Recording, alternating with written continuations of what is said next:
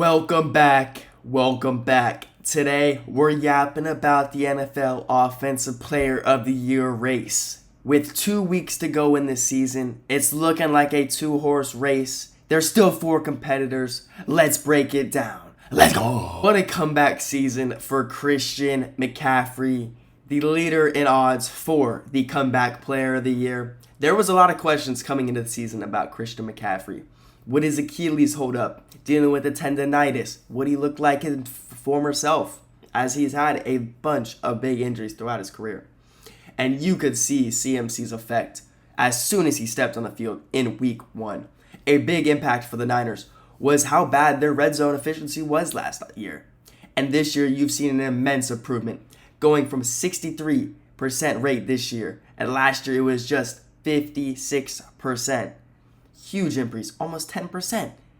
This year, CMC has led the league in touches, as expected. When he's on the field, Shanahan gives him the ball 24/7. 41 touches more than the second running back, which is Jonathan Taylor.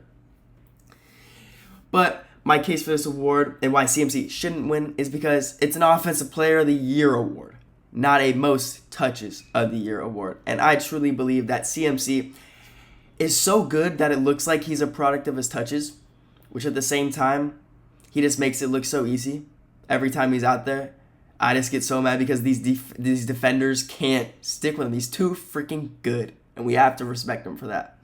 His production's been average for what he does in his past, just 3.7 yards per carry. His longest rush of the season's been about 20 yards, which blows my mind for a player like Christian McCaffrey and how good this Niners' offense has been, and their run game is still lackluster.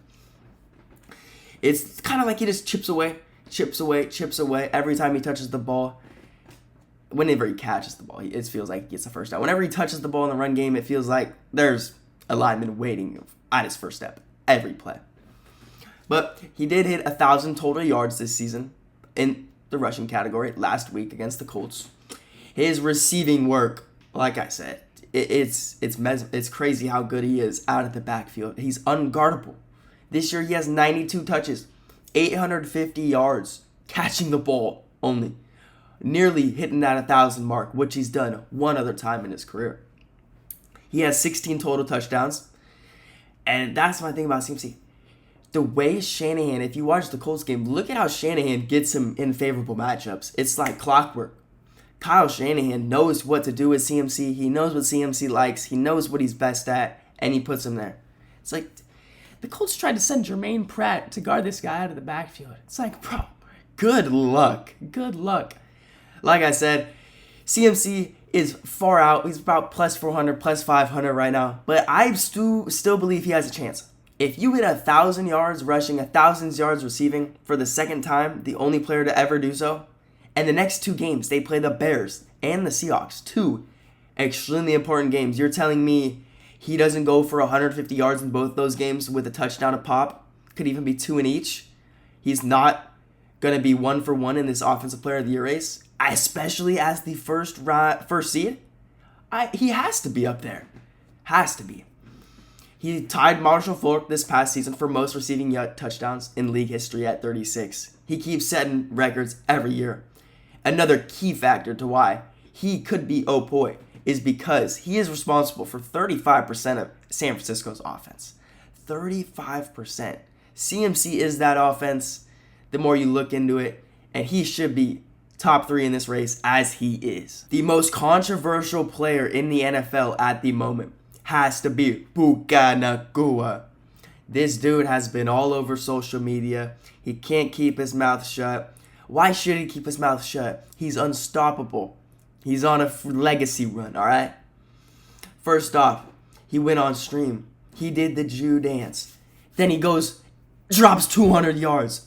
Then he goes after the game, talks mess about the refs. What a dog. Puka, do whatever the hell you want. Puka Nacua is good at everything. What else can you say? He's the best contested catch receiver. He can beat you over the top now. Yeah, Puka Nacua can beat you over the top. He's done it multiple times this season, and that is scary. He could beat you anywhere, intermediate. He has gotten so much faster since his rookie year. He has more 20-yard plus catches than I could freaking imagine on the Raiders.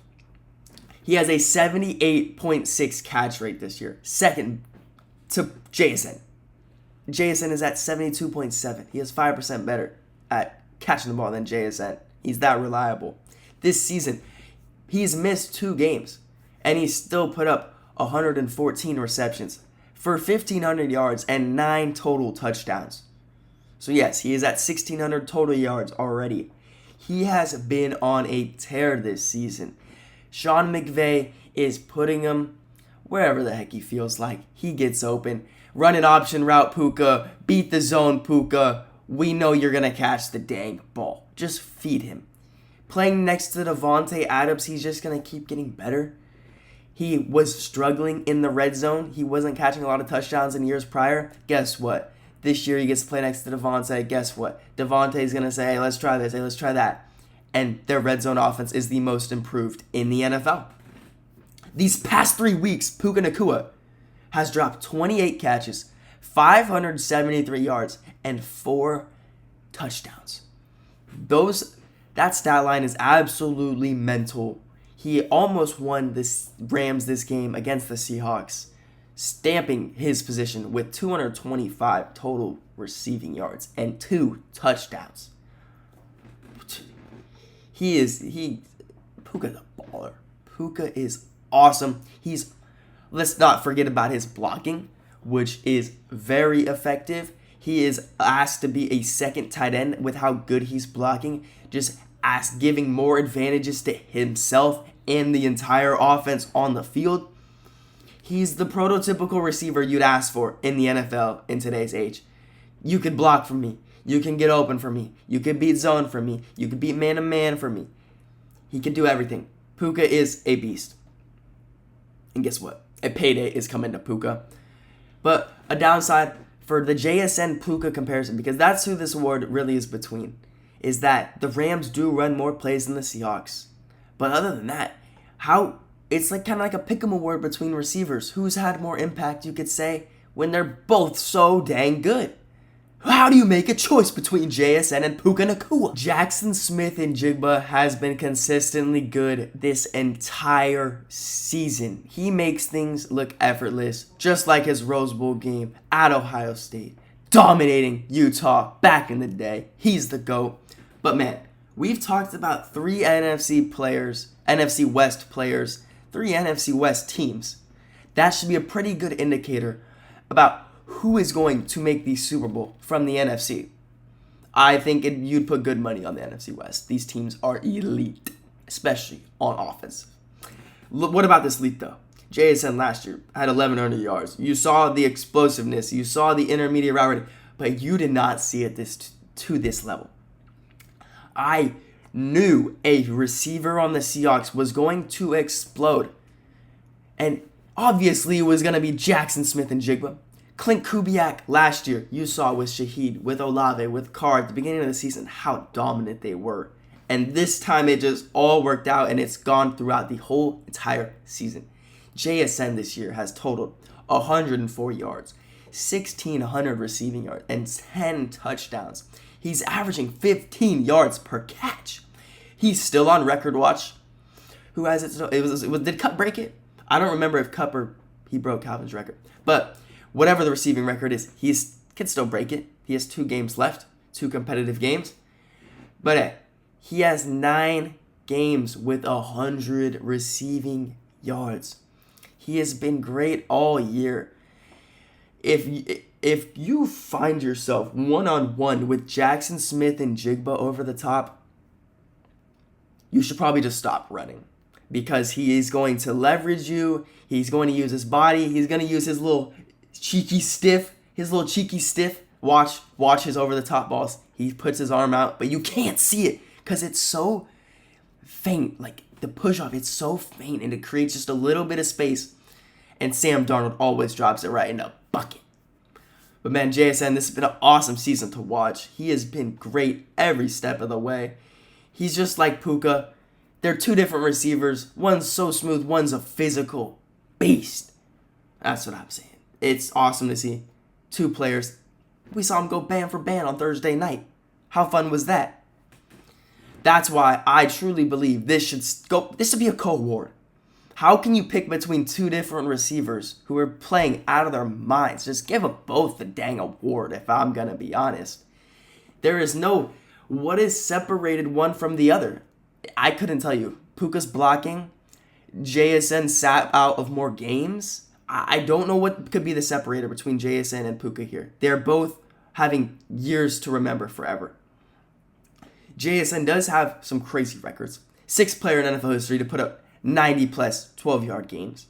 Or 90 plus yards in 12 games, which that's crazy. Crazy levels. He is the only player in NFL history to put up 75 yards in their first 11 games. So that is an edge I could see JSN having. He has set more records, you could say. But at the same time, look at them neck and neck. Puka's missed 2 games. This is a crazy award. I don't know who is going to win this. If I had to pick right now, I do believe it will be JSN. But if Puka played those 2 games, he would have won this Offensive Player of the Year award. And watch out for Christian McCaffrey these next 2 games. It could be impossible, but never doubt the greatest running back I've seen with my eyes.